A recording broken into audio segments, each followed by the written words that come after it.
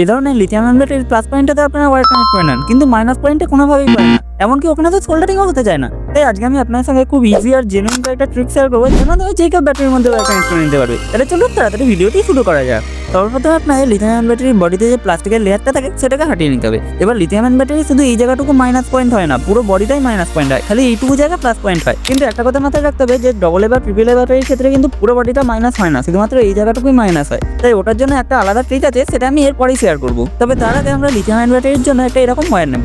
আপনারা ইনসুলেটেড ওয়্যারও নিতে পারেন, সেক্ষেত্রে লাইটার দিয়ে ইনসুলেশনটা হাটিয়ে নেবেন। এবার এই তারটাকে ব্যাটারির মধ্যে কয়েকবার পাকিয়ে টেপিং করে দিলে আপনাদের প্রবলেম সলভ।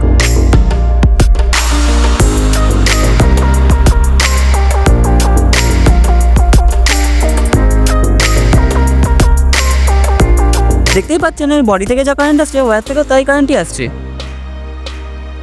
কিন্তু এই ট্রিকটা ডবল এ বা ট্রিপল এ ব্যাটারির ক্ষেত্রে ইউজ করা যাবে না, তাই ওই ব্যাটারিগুলোর জন্য আপনাদের কিছুটা জিআই ওয়্যার নিয়ে নিতে হবে। আপনারা আগে যেই ওয়্যারটা নিয়েছিলেন সেটাকে ইউজ করতে পারেন, যার জন্য আপনাদের খালি ওই ওয়্যারটাকে বেন্ড করে একটুখানি মোটা করে নিতে হবে।